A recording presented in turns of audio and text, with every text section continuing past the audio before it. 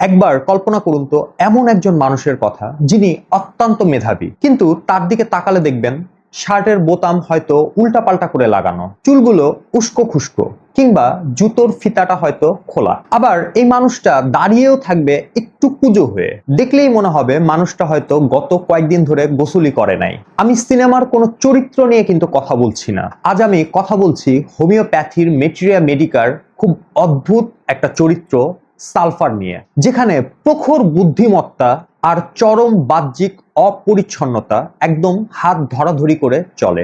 আসসালামু আলাইকুম ভিউয়ার্স, আমি Mahmud Al Hasan, DHMS third year, and welcome to my channel জু হোমিওনেট। সালফার রোগী বলতেই আমি কিন্তু কোনো রাসায়নিক উপাদান বা দেশলাইয়ের বারুদ কিন্তু বোঝাচ্ছি না। এটা বিশেষ এক শারীরিক এবং মানসিক গড়ন। এদের মস্তিষ্ক অলওয়েজ দর্শন, বিজ্ঞান কিংবা ভারী তাত্ত্বিক চিন্তায় এতটাই ব্যস্ত থাকে যে বাইরের জগৎটা এদের কাছে একদম তুচ্ছ মনে হয়। এরা যে ইচ্ছা করে নোংরা থাকেন বিষয়টা কিন্তু এমন না, বরং চুল আঁচড়ানো বা কাপড়ে দাগ লাগলো কিনা এসব ভাবার মতো সময় বা মনোযোগ কোনোটাই এদের থাকে না। এদের কাছে ভেতরের আইডিয়াগুলো বাস্তব জগতের চেহারার থেকে অনেক বেশি বাস্তব। আর এই যে কুঁজো হয়ে থাকা এদের ভিতরের বুদ্ধিভিত্তিক যে ইঞ্জিন, এটা এত দ্রুত গতিতে চলে যে শরীরকে সোজা রাখার অবচেতন যে সচেতনতা, এইটাও এদের মধ্যে থেকে ধীরে ধীরে হারিয়ে যায়। এখন প্রশ্ন হলো, এত দ্রুত মগজের ইঞ্জিন চললে তো শরীরে প্রচুর পরিমাণে তাপ উৎপন্ন হওয়ার কথা, তাই না? এই জন্যই সালফার রোগীরা হন মারাত্মক গরম কাতুরে। এরা কোনোভাবেই আবদ্ধ গরম ঘর বা গায়ে ভারী পোশাক এগুলো এরা সহ্য করতে পারেন না। সব সময় এরা ঠান্ডা বাতাস খোঁজেন।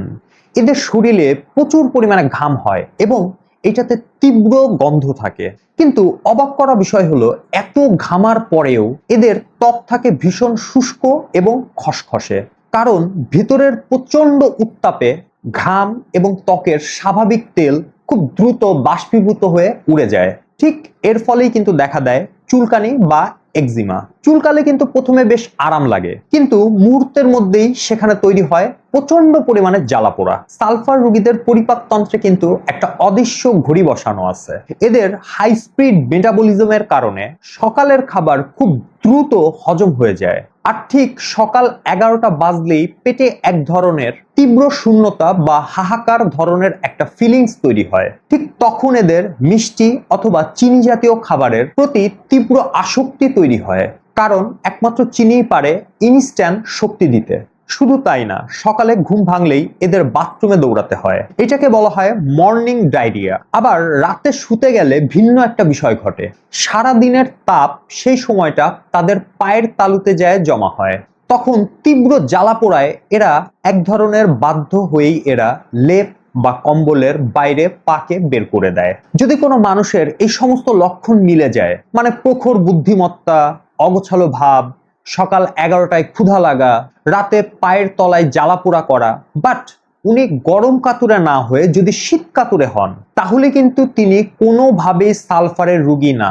হোমিওপ্যাথিতে থার্মাল স্টেট বা তাপমাত্রার যে অনুভূতি, এইটাই হলো মূল সোর্স কোড।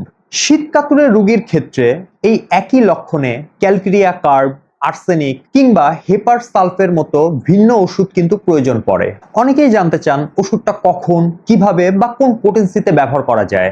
হোমিওপ্যাথিক চিকিৎসায় কোনো ওষুধই চিকিৎসকের পরামর্শ ছাড়া খাওয়া একদমই অনুচিত। তবে একদম সাধারণ নিয়মটা আমি বলে দিই, কারা খাবেন। যাদের শারীরিক এবং মানসিক প্রোফাইলের সাথে এই ওষুধটা হুবহু মিলে যাবে, বিশেষ করে পুরাতন একজিমা, চর্মরোগ বা ভুল চিকিৎসায় রোগ যদি চেপে যায় এরকম ইতিহাস যদি থাকে, তাহলে এই ওষুধটা চমৎকার কাজ করে। কোন পোটেন্সিতে খাবেন? যদি শারীরিক লক্ষণ বেশি থাকে তাহলে সাধারণত 30 পোটেন্সি দিয়ে শুরু করা হয়, কিন্তু যদি মানসিক লক্ষণ একদম প্রকট আকার ধারণ করে সেক্ষেত্রে 1M সব থেকে বেশি ব্যবহার করা হয়, কিন্তু অবশ্যই এটা অভিজ্ঞ হোমিওপ্যাথিক ডাক্তারের পরামর্শ অনুযায়ী। 1M পোটেন্সি কখনোই নিজে থেকে ব্যবহার করা উচিত না। আপনারা চাইলে আমার পরামর্শ নিতে পারেন। দেখেন স্ক্রিনে একটা মোবাইল নাম্বার আছে, এই নাম্বারে সরাসরি ফোন করে আপনাকে একটা সিরিয়াল নিতে হবে। আমার চেম্বার হলো ফরিদপুরে।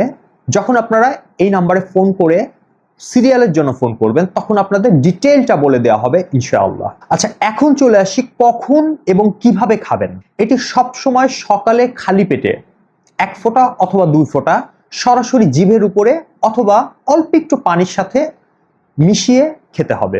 একটা ব্যাপার মনে রাখবেন, এটা কিন্তু ঘন ঘন খাওয়ার মতো কোনো ওষুধ না।